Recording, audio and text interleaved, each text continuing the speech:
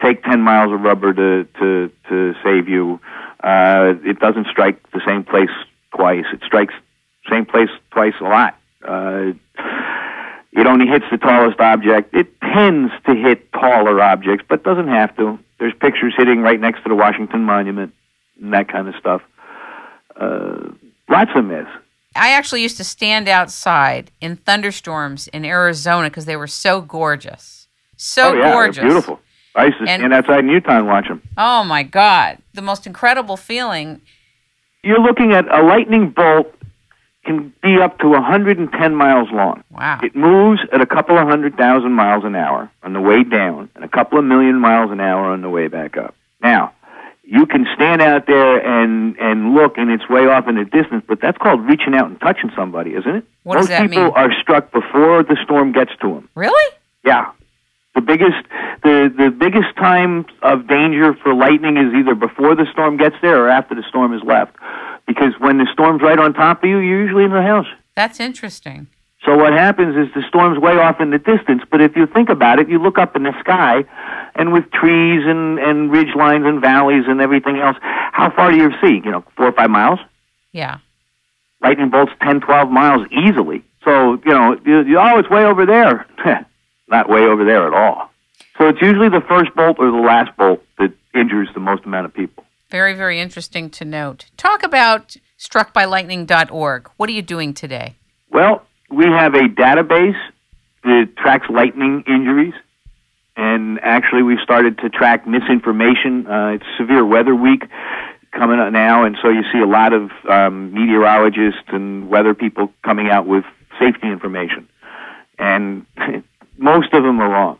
Most of them tell you the 30-30 rule, stand outside and count, which gets yourself killed. Most of them tell you to crouch down, which will get you killed. And they tell you to unplug stuff, which doesn't do any good at all, except put you in danger while you're touching the electrical cord to unplug stuff. So lots of stuff is wrong, but we started to track that so that we can show people, what's right and what's wrong. We started the database, which, again, I said tracks the incidents and what's happened. We've created a slogan, when thunder roars, go indoors, and we've given out magnets and just got a new shipment in. Over 50, probably 75,000 magnets so far. That's awesome. School kids. That's great. Now, you do training in schools now? Oh, yeah. We'll speak anywhere, do anything we can for schools and scout groups and that kind of stuff. Are you doing any type of online distance learning for kids? There's a series of safety videos that's up on the website. Wonderful. That what we're trying to get is we're getting it out to the teachers because we figure I'm never going to change the 45-year-old soccer coach who says that storm's way over there, it's not going to get us. But if I can teach his 10-year-old daughter, she's going to go out in the field and say, come on, Dad, let's go, and he's going to leave. So what we're doing is we're trying to get these videos out to the school teachers so they can get them into the schools, because if you can educate a 10, 12-year-old kid to change the world in a matter of years. Good for you. Now, it wasn't raining when you were on the golf course in May of 2000, was it? No. There was nothing happening? Was it just dark? There were some storms way off in the distance. We were on a golf course on the ocean. So you see storms way off in the distance and everything. And they blew the horn, and 20 seconds after they blew the horn, I was hit. Oh, my God. Was anybody else hit or just you? No, the 3 guys that were with me were about 15 feet away, and they didn't feel a thing. Have you ever talked to them after it happened, and did they describe what happened to you? Tell me what they said. How did they describe what happened to you? They have to have told you. I'm sure they did. Well, they did. And what happened is there were storms off in the distance. We had just hit a ball up onto the green, and we were getting ready to putt. Best ball tournament, typical golf tournament, charity tournament. And they blew the safety horn, and the guy says, let's get out of here. I turned around and put the flag in the hole. Those guys walked off of 10 feet in front of me. I was behind them, and right as I got to the edge of the green, they heard this loud bang. They turned and saw me stumble, smoke coming from my body to the ground. Wow. That's fast, isn't it? Yeah. The one guy I was with had just taken a CPR refresher course. Otherwise, you would have been dead. Oh yeah, without a doubt. Or worse.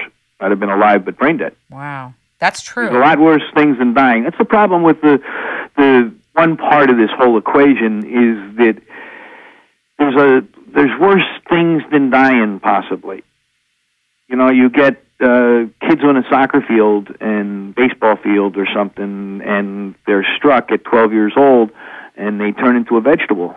And the parents take care of the kid in the living room for 25 years. You know, we're good medically. We're going to keep them alive for a long time. And so the parents and everything, they go through the money and the insurance funding and they go through everything, and the sister-in-law takes care of the house, and the father's got help in the, you know, it screws everything up forever. This type of an injury leaves behind more than just the death. It changes everything, because that much juice through the brain, it changes your moods. You become irritable, you become a bastard, you become just anxious and all kinds of stuff. Have you ever heard of a guy named Danian Brinkley?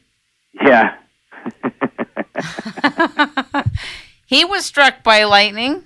Yeah, have you ever met him? Saved by the light. He wrote met him? 17 million books about all of the fights he was in high school, and then went up to was it a city of crystalline beings that imparted the future to him, I think? Yes. Yeah. Well, I read this stuff.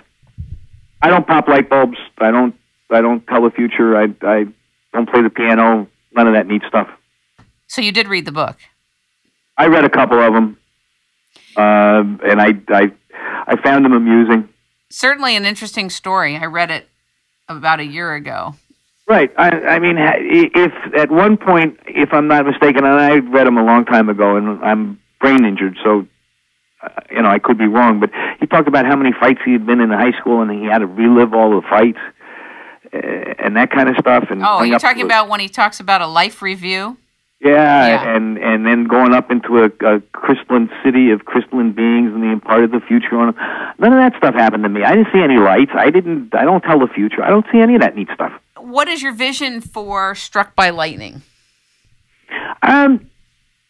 Struck by Lightning has survived for 4 or 5 years now, and in spite of me, because I'm irritable, and I don't play well, they say, with other people.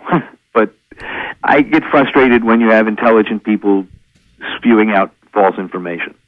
But I'd like to see Struck by Lightning just do what it's doing and continue putting out magnets and getting them into the schools. And we have cut down in the last 4 or 5 years, the lightning fatalities in this country have been cut in half. By the way, what are those statistics? Do you happen to know them? Yeah, we track them. About 28 people a year, last couple of years. In the U.S.? Yep. Are killed, and about 300 are injured that we were able to track. People say that it's an underestimation because you can't get everybody, but I'm saying that in this day and age of the internet and everything else, if a tree is struck down the road, you see it in the internet. You know, you find anybody struck, it's usually somewhere, and you usually find it. So I think the stats are pretty accurate. And there's been supposedly more thunderstorms in the last couple of years, and we've cut the death rate in half. So education works. How did you do a 50,000 magnet purchase? That's incredible. Well, you do it 10,000, 15,000 at a time, and then you go bang on doors and try to get people to give you money to print more magnets. Are they buying them? Well, we try to give them out to the schools. Yeah. If it's a corporation or if it's a group that can afford it, we ask them for a donation. That'd be great. Well, we'd love to get some of your magnets. We have the team at It's Rainmaking Time. We'd like to help bring it to schools and have you come talk to them. Great. I think that's so helpful. I'm sure that there's areas in the United States that are more vulnerable in this arena. You'll see that obviously the section in Florida there, Lightning Alley, near Kennedy Space Center, is always high in incidents because of the amount of lightning there. Colorado mountain ranges gets a lot of lightning, and they usually, Colorado, Wyoming, come up in the second area. Texas, up in there also.